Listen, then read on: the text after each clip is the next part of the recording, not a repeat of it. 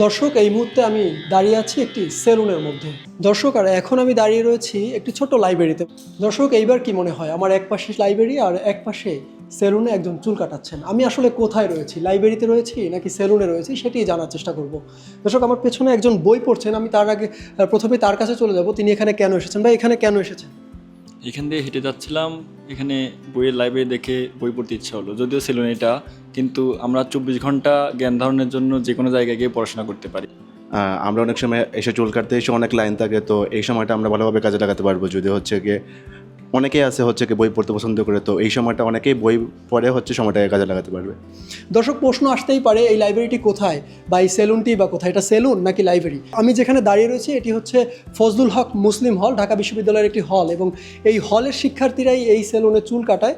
আর এখানে যারা রয়েছে তারা এই হলের শিক্ষার্থী। আর এই যে লাইব্রেরিটি দেখছেন, এটি সেলুনের মধ্যে তৈরি করেছে এই হলেরই শিক্ষার্থীরা। তো আমি একটু জানার চেষ্টা করবো কারা এই লাইব্রেরিটি তৈরি করেছে এবং কেন তৈরি করেছে। আমার সঙ্গে এখানে যারা বই পড়ছেন তাদের মধ্যে আমার পাশে যিনি রয়েছেন তিনি হচ্ছেন এই যে ছোট লাইব্রেরিটি রয়েছে, লাইব্রেরিটির উদ্যোক্তা। আমি জানার চেষ্টা করবো কেন এই লাইব্রেরিটি তৈরি করেছে, কেন এই লাইব্রেরিটি আপনি তৈরি করেছেন। হলো আমি যখন সেলুনে আসতাম দেখতাম যে যখন লোকজন বেশি হয়ে যায় তখন দেখা যায় যে অনেকে চুল কাটে, মানে চুল কাটার জন্য বসে আছে, অনেকে বসে থাকে আর কি।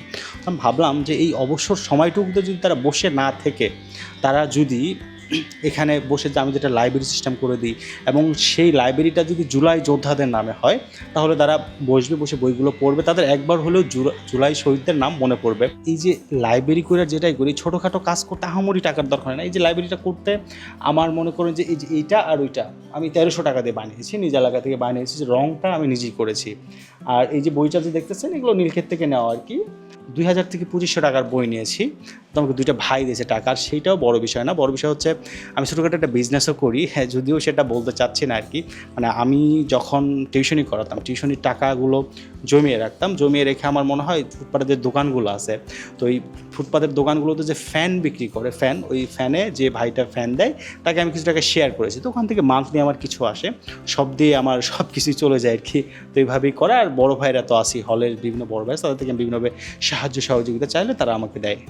দর্শক, আমরা কথা বলছিলাম যিনি এই লাইব্রেরিটির উদ্যোগ নিয়েছেন বা উদ্যোক্তা, এবং তার ছোট্ট যে অ্যামাউন্টের টাকা, সেই ছোট্ট অঙ্কের টাকা দিয়ে তৈরি ছোট্ট একটি পাঠাগার। তবে এটি একটি মহৎ উদ্যোগ হিসেবে দেখছে এখানকার শিক্ষার্থীরা। সাকিব হাওলাদার, RTV, ঢাকা।